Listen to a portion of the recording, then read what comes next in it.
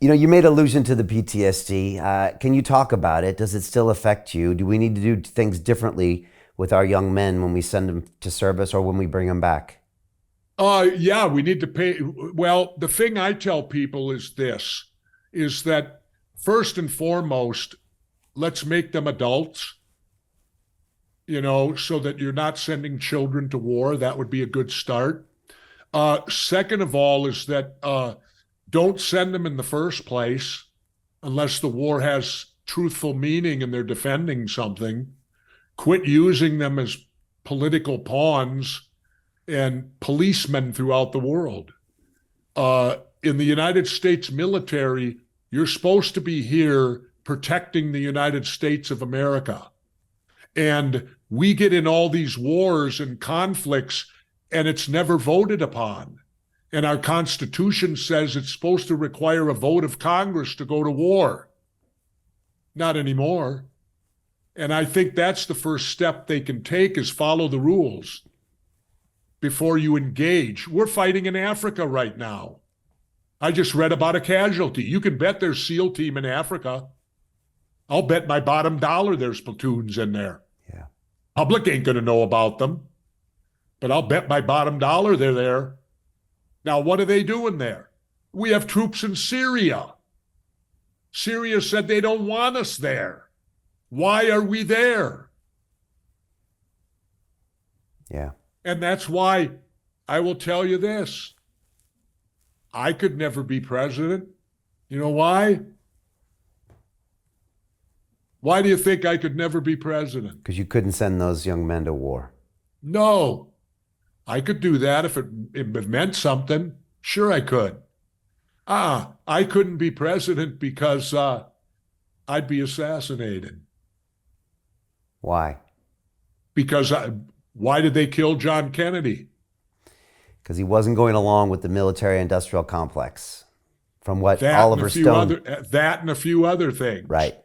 See, it becomes very difficult for me. The latest thing that I learned is this, that the United States industrialists and rich people of America, the Wall Street people, they actually were the ones that propped up Hitler. Hitler didn't have no money. How could he do all the things he did in Germany if he didn't have some sort of financial backing? And I've learned today through what I've studied through that Thiessen guy, who was Hitler's money man, who was in bed with all the industrialists here in America. And it bothers me because that's the war my mom and dad were in.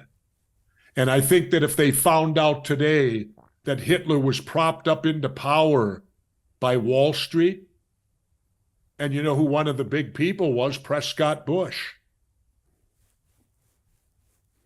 Yeah, you've always had real problems with the Bush family, right? I haven't, no. Okay. I haven't had problems with them. They create their own problems. Right. But I mean, when you look at that and realize there quite possibly would never have been Hitler if not for the money people of America. And then you look at wars today that are going on and say, gee, how many of these are being propped up by people making money? Okay, give you an example. Vietnam. Brown, and Root, when Johnson went in there, a company from Texas, they got the contract back then for $1 billion. Imagine $1 billion back then to dredge Cameron Bay so that our big ships could get all the implements of war in there. Okay, who's Brown, and Root today? Well, they figured they better change their name or somebody might realize they're war profiteers. Well, they changed their name. They're called Halliburton today. Who was the CEO of Halliburton? Dick Cheney. Who led us into war where Halliburton made so much money? Dick Cheney, I heard, made $34 million in stock options. That's what I heard, with his Halliburton CEO stock he had, because we invaded Iraq, and look at the money Halliburton made, the former Brown, and Root. See, when you start doing your homework, you start finding out that all these wars are bogus garbage. Yeah. Yeah.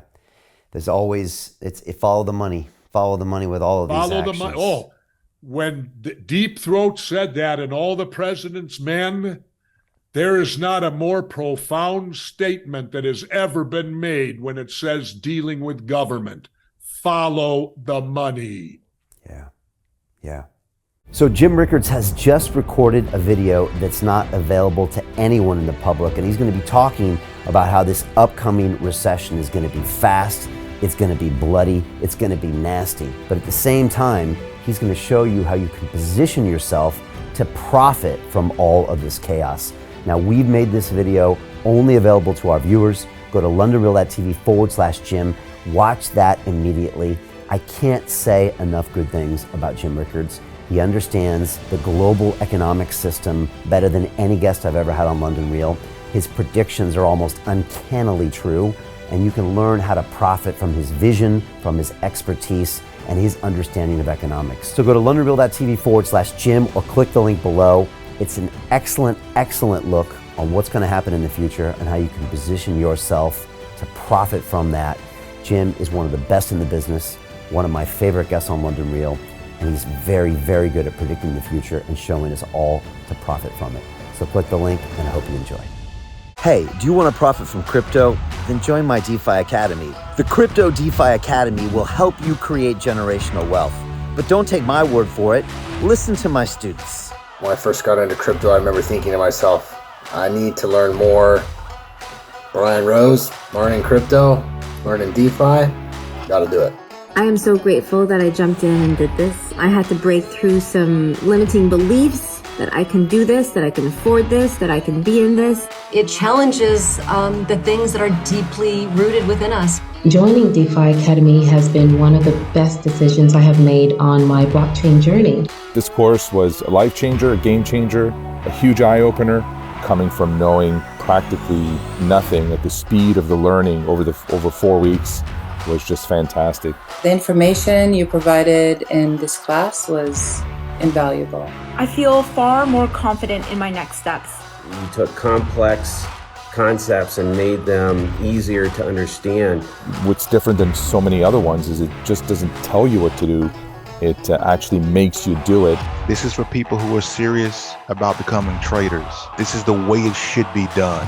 I realized from this learning experience again that it is not about what you learn, but about who you learn it from.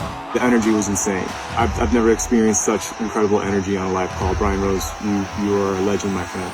It's the only thing in the market where you can get all information and learn everything what you need to know. Everything is so clear and so well done, and I'm just forever grateful for this program. It made me feel so much more confident about crypto than I did before.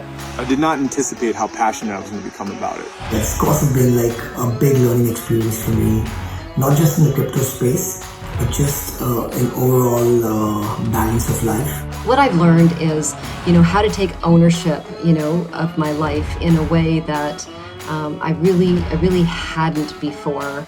Yeah, you can't put a price on that, really. I would recommend it to anybody, top notch. Excellence does not come cheap.